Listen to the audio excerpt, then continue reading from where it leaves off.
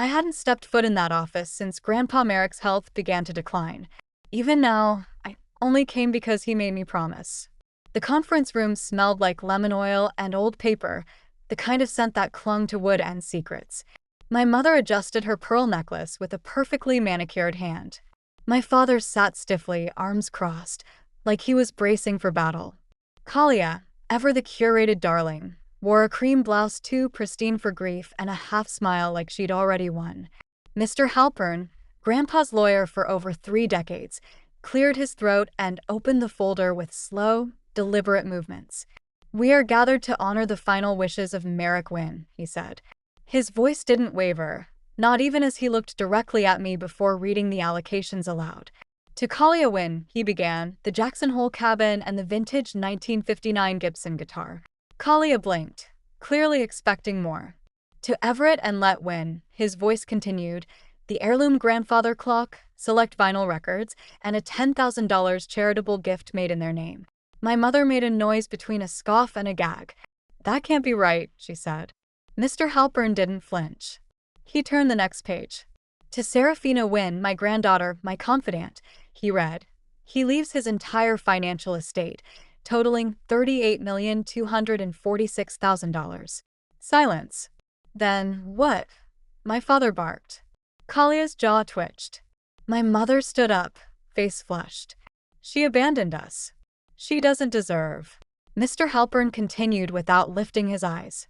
"This will was signed, notarized, and filed by Merrick Wynne personally 3 months prior to his death."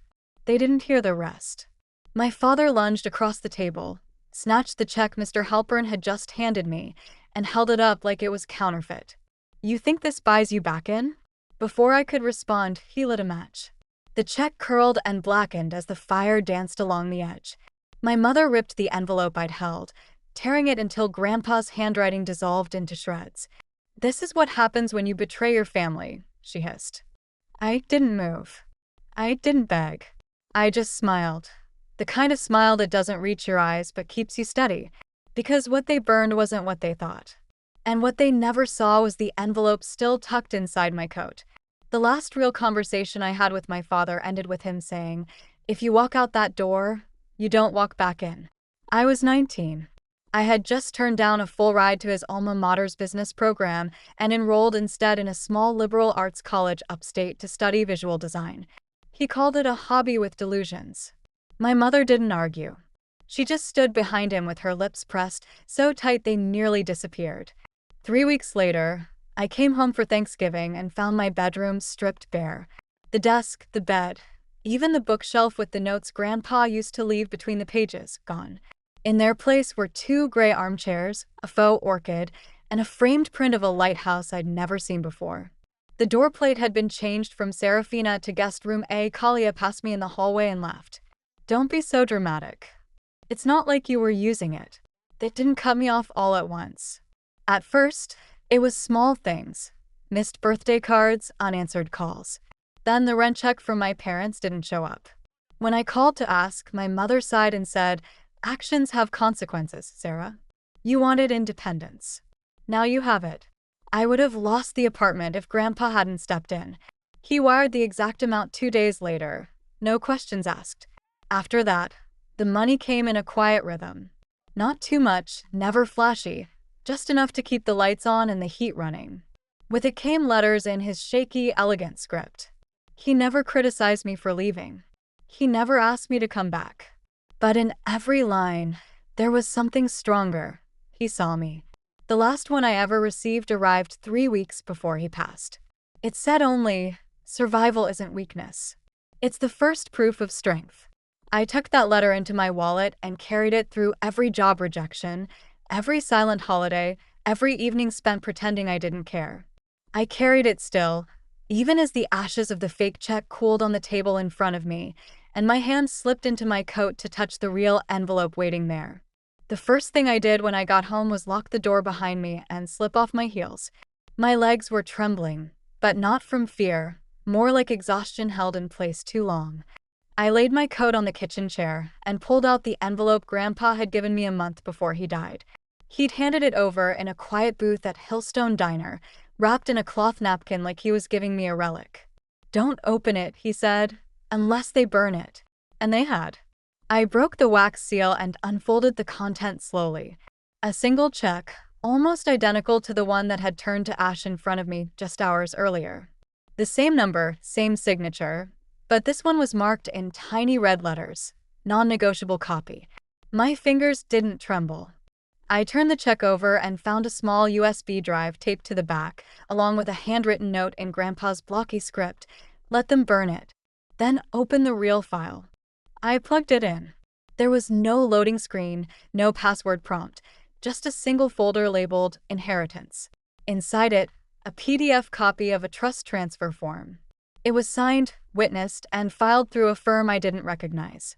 The account number ended in digits I'd memorized as a child, his birthday, backwards. The funds were real. The transfer had already happened weeks ago. The check they torched wasn't just a decoy. It was bait. I leaned back in my chair, the silence in my apartment thick as velvet. This wasn't about them anymore. It hadn't been for a while.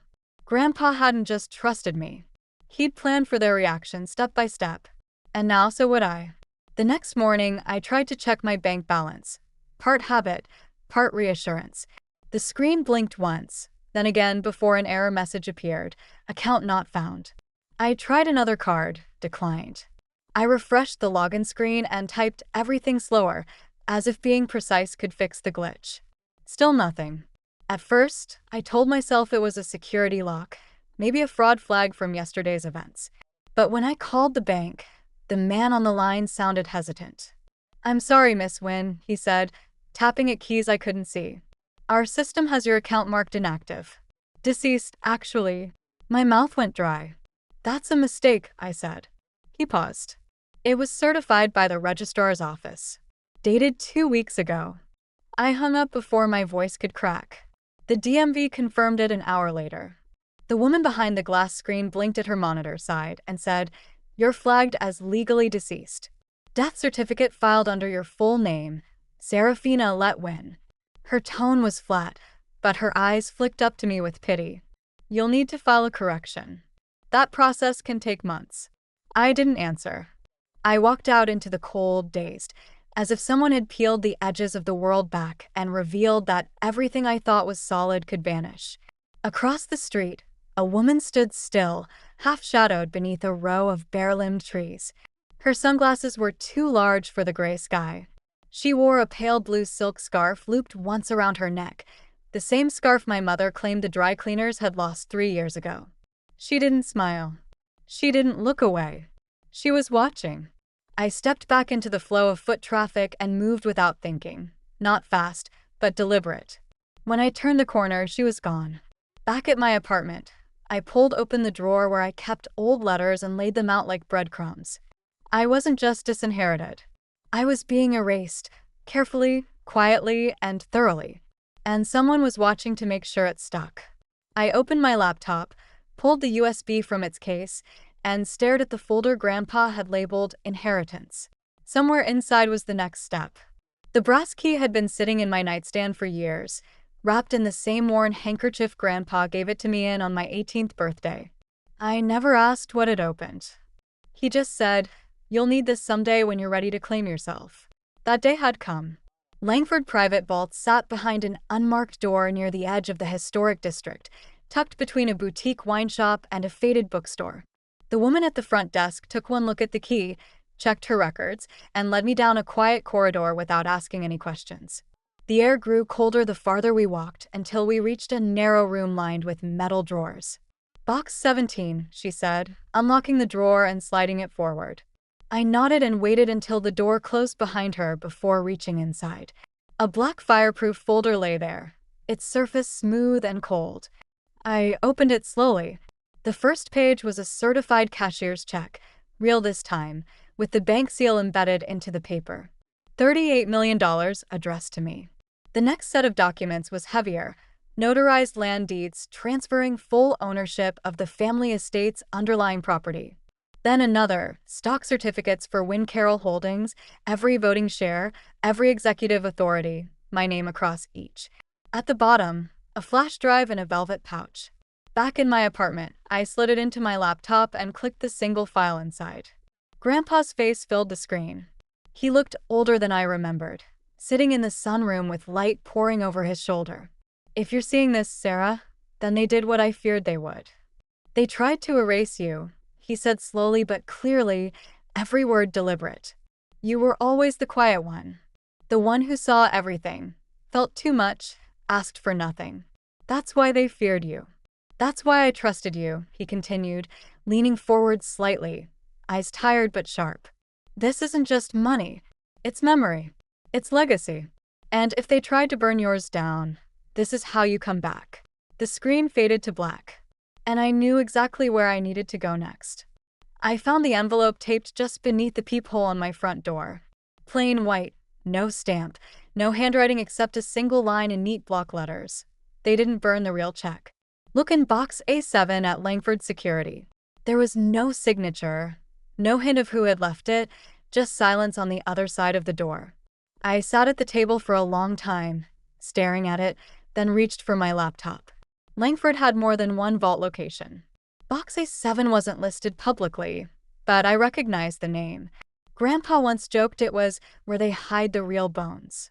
I logged into the estate email that had been created during the trust transfer and found a message I hadn't noticed before. The subject line was blank. The body, just a sentence, they are not after the money. They're after the signature. Attached was a single document, an unsigned asset transfer form for Wynn Carroll Holdings. Below it, a second form, this one signed. My name was there, but the signature wasn't mine. They'd forged it. They were selling the company. I opened the company's internal dashboard, access Grandpa had set up months before. And there it was, transactions, proposals, asset reassignment. Every move approved under my name while my legal status remained deceased. I was more than disinherited. I was a loophole, a convenient silence. They thought they'd taken everything, but they left a trail, sloppy, bold, and rooted in arrogance. The kind that believed no one like me would ever come back. I reached for Grandpa's flash drive again and opened a folder labeled Charleston Land Archives. My name was listed under every plot, and I knew where I was going next. The name on the lease was W.M. Trill, a name Grandpa once used for fishing licenses and antique record auctions, a joke. He said, Wynn Merrick, like the flower that keeps growing where it's not supposed to. I remembered that on the drive out past the city limits, through rusted farmland and forgotten lots, until I pulled up to a squat row of storage units and found number 19B. The lock clicked open with the small brass key from the velvet pouch. The air inside was stale but not untouched. A single metal shelf lined the far wall, and in the center, like it had been placed there for me to find, was a black fireproof briefcase. Inside, a manila folder with my original birth certificate, not the updated one with my stepfather's surname. This one held only mine, Serafina Letwin. No hyphen, no edits. Next were the letters, 12 in total, each in Grandpa's unmistakable script. Most were dated within weeks of key family events. My college graduation, my parents' vow renewal, the Christmas I spent alone. He'd written them but never mailed them. One line repeated often, they won't erase you. Not while I'm still standing. Beneath the letters was a notarized will, dated after the supposed date of my death. His signature was strong, deliberate. In it, I was named sole beneficiary, not Kalia, not Everett or Let Me. But what stilled my breath was the deed. Wynn Estate, Charleston, South Carolina ownership, Serafina Letwin. My fingers brushed over the embossed seal. I hadn't just inherited a house. I'd inherited the foundation, the ground under their power. And they didn't know. I sat down on a cracked plastic chair near the door, clutching the folder to my chest, feeling the shape of my name for the first time in years. I wasn't a ghost, and they had no idea I was already walking back through the door they thought they'd slammed shut. Sylvia Orton didn't speak much when I handed her the briefcase. She just opened it, scanned the documents with sharp eyes, and said, "We'll move fast." There was no awe in her tone, just certainty, like she'd seen enough family betrayals to know when the paper trail held fire. We filed the challenge within 48 hours. The hearing was set for Monday. The courthouse smelled like waxed floors and old decisions. I wore black, not for mourning, but because armor doesn't always clang. My parents arrived together, flanked by a young lawyer in a too-tight suit and a too-loose smirk. Kalia trailed behind them, lips glossed, phone in hand. They didn't look at me. Judge Kinley presided, known for clipped sentences and a low tolerance for theatrics. When our case was called, he nodded toward Sylvia. She stood, calm and deliberate. "We're here to contest the execution of the estate of Merrick Wynne," she said, "on grounds of forgery, coercion, and identity suppression." The opposing counsel rolled his eyes. "Your Honor, my clients are the documented beneficiaries. Any attempts to revise the will posthumously are not only unfounded, they're emotional." Sylvia tapped her tablet. "Your Honor, the deceased anticipated this." With a single click, the lights dimmed, and the screen behind the bench lit up. Grandpa's face appeared. "If they're watching this, it means they tried to bury her," he said, his voice steady, even. "Let the record show I changed the will knowingly, under no pressure. I made Serafina sole heir because she earned it, because she endured." The courtroom went still. Kalia's mouth opened, then closed. My mother paled. My father shifted like he was about to interrupt. But Judge Kinley raised a hand. "Enough," he said, his voice cold. He turned to them. "You didn't just try to manipulate this court. You tried to erase a person." Then he looked at me. "This court recognizes Serafina Wynne as the sole legal heir to Merrick Wynne's estate. The respondent's assets are to be frozen pending further investigation." I exhaled, not from relief, but release. The damage was done. Now came the reckoning. Kalia texted twice before I answered. The first message was short, "Please." The second was longer, clumsier. "Can we just talk? Just us." Like before. I agreed to meet her at a cafe near the courthouse. Neutral ground, no history attached. She was already there when I arrived, stirring a coffee she hadn't touched. Her smile trembled when she saw me. "I didn't know," she said before I could sit. "About the death certificate, about the will. They told me it was a routine form. I just signed where Dad told me to." I didn't speak. I set my phone on the table, screen dark, but recording. "I swear, Sarah, I didn't mean for any of this. I didn't know they'd go that far." Her voice cracked. "I thought we were just trying to protect what was ours." "What was yours?" I repeated. She flinched. "I mean, I didn't think you'd fight. You always just left." That part was true. But I wasn't the girl who left anymore. "I'm sorry," she whispered. I was scared. I thought if I didn't go along, they'd cut me out too. I watched her wipe a tear with the sleeve of her expensive coat.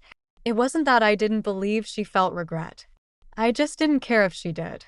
No threats, no rage, just silence. I stood, tucked the phone back into my pocket, and stepped away without looking back. Her voice followed me halfway across the cafe, but I didn't stop. Outside, the air smelled like distant rain. I pulled my coat tighter and walked, not toward the past, not even toward revenge, just forward. And waiting in my inbox was the final document Grandpa had left me, marked in bold, "Transfer of deed, effective upon confirmation." The courthouse steps were quieter than I expected.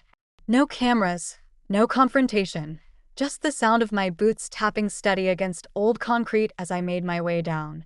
In my hand was the deed, my name etched in bold print beneath the seal of the county and the estate. No more doubt. No more pretending. I paused just before the last step and turned back, facing the building I'd fought so long to be heard in.